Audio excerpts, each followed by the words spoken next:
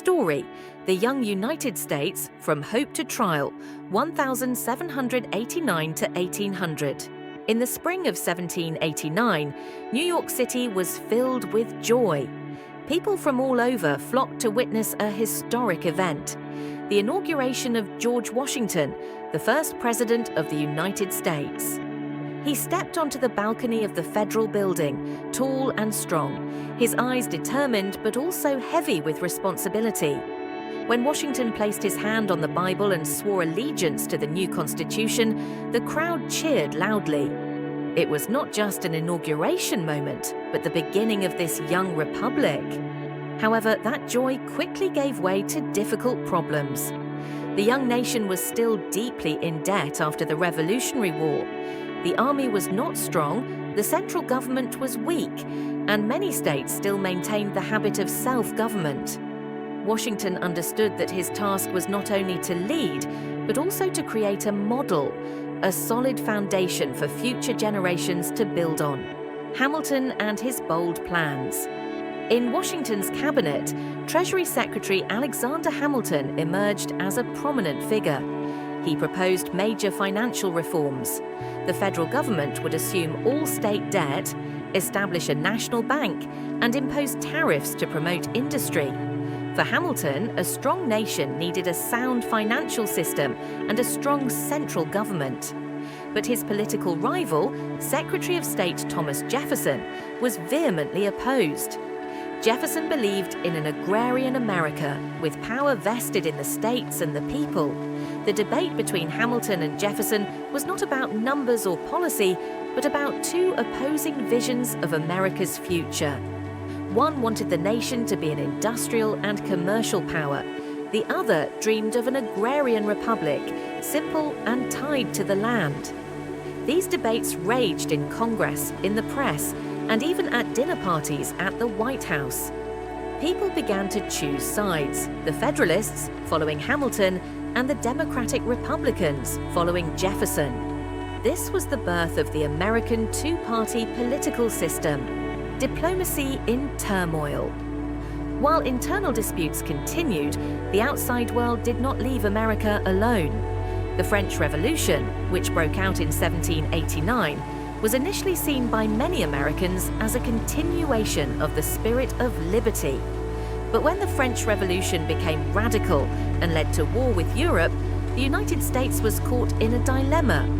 Should it side with France, its ally in the American Revolution, or maintain relations with Britain, its largest trading partner?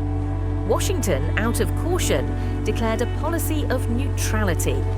This decision saved the United States from costly wars, but also divided the people. Jefferson and his supporters were angry, while Hamilton and the Federalists were happy to maintain relations with Britain. These diplomatic tensions further demonstrated the fragility of a young nation, easily caught in the whirlwind of international politics. Washington's farewell address, 1796. After 2 terms in office, Washington announced that he would not seek re-election. In his farewell address, he left behind some heartfelt advice. Avoid partisan divisions and do not let the United States be drawn into dangerous foreign alliances. This speech was printed in many newspapers, spread throughout the states, and became a guiding principle for generations to come. People regretted his departure from politics, but Washington understood that relinquishing power at the right time would demonstrate to the world that the United States was truly a republic, where power belonged not to one individual, but to the people. Crisis under John Adams, 1797 to 1801. John Adams, vice president for 8 years, became the second president. But he soon faced a major crisis, deteriorating relations with France. The XYZ affair, in which American diplomats were asked for bribes to negotiate with France, sparked outrage at home. Many called for war, and a quasi-war broke out between the United States and France at sea.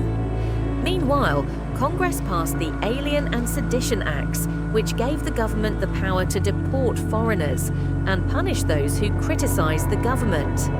These laws were fiercely contested and were seen as an infringement on free speech. Jefferson and Madison strongly opposed them, even drafting the Kentucky and Virginia resolutions, asserting that states had the right to reject unconstitutional laws. This political crisis pushes America to the brink of division, but also tests democracy. Can the nation survive when factions clash so fiercely? The turning point of 1800. In 1800, the presidential election was a tense one between John Adams and Thomas Jefferson. Result: Jefferson won. This was the first time in modern history that a nation had changed leadership through an election peacefully, without violence, without a coup. This was the Revolution of 1800, as Jefferson called it, because it proved that the young American Republic could stand up to the storm, and that real power lay with the people's vote. Thank you for listening, goodbye, and see you in the next part.